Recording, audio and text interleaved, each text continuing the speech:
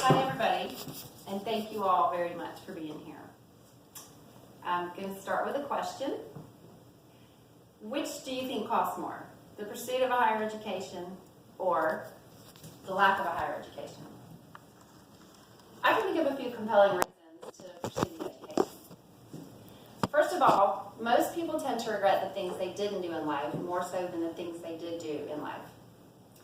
Also, people who are more educated tend to be more confident, more driven, which in turn equals more opportunities.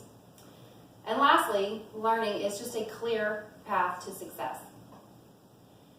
My own college story, well, there's not much of a college story. I've been in and out of college for a long time. And like many Generation Xers, after high school graduation, what seemed more practical was just getting a full-time job. So I did what I thought was practical. And even many of the students who were pursuing college right after high school, they did so in a manner that seemed to be just based on practicality. And my point is that not everybody can know exactly what they want to be for the rest of their lives at 18 years old. Most people are influenced by either parents, peers, TV, or just simply youth and inexperience.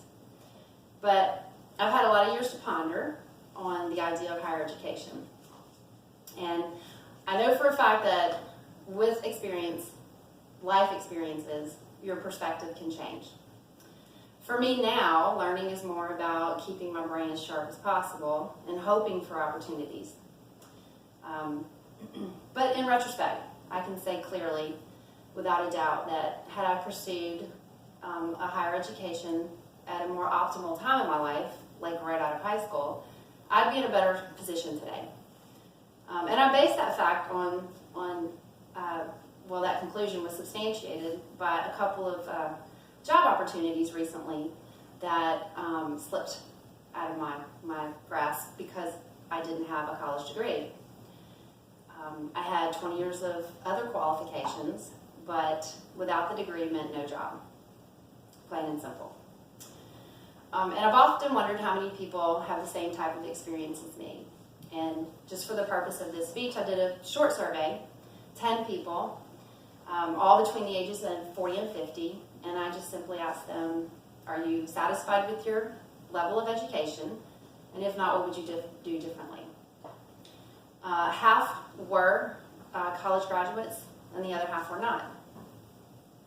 So it wasn't really a surprise to me when I found out the results, which half with the college degree, they were satisfied, but they also wanted to further their education.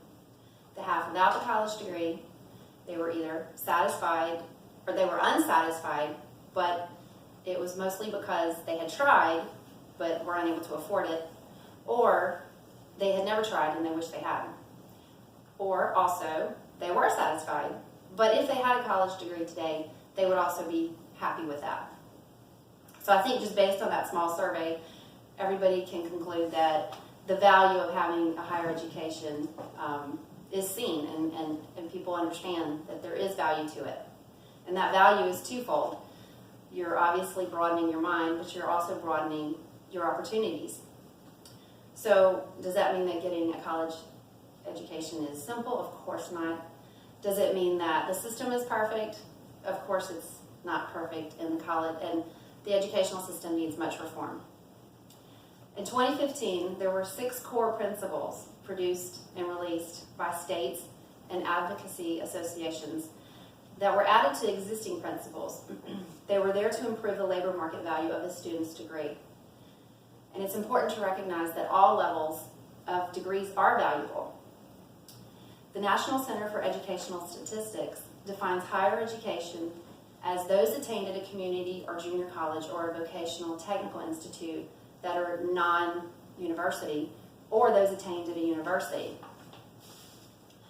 Junior colleges and technical schools offer an ideal beginning for the pursuit of a higher education, but unfortunately, especially in the U.S., they're underrated and often stigmatized.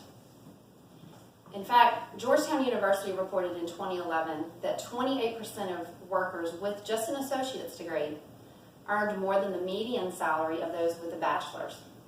And those are impressive numbers. But we do live in a world driven by technology, as you can see here.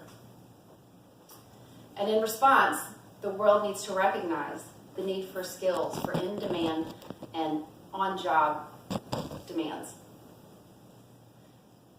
A 2009 public agenda report for the Bill and Melinda Gates Foundation stated that only 20% of youth, people who began higher education at a 2-year institution, graduated within 3 years. 54% of the college dropouts were due to the fact that they needed to support themselves or their family financially. 31% reported that they could not financially go to school at all. It's clear that our educational institutions need a better business sense to survive. In a March 2016 article in Fortune Insiders, Sheila Bair, president of Washington College, writes about a program called Georgia's Brigade. This program was implemented as a business-based, common-sense approach to tackle the school's specific challenges, which were financial aid and social isolation. That business model included the guidance of experienced business and financial experts, while they also stayed committed to the ultimate goal of educating their students. In conclusion, it's safe to say that ensuring the future of higher education is a huge challenge, and one that's encumbered by bureaucracy and economic factors. But I'm here today to tell you that it's up to you to take charge, to do the research, to invest in yourself. You are your best advocate. If you put yourself in school, then you must be there because you want to be there. Don't second guess yourself and fight for what you think you deserve. You may find down the road in the near future that a different path could be tugging at your sleeve, and that's okay.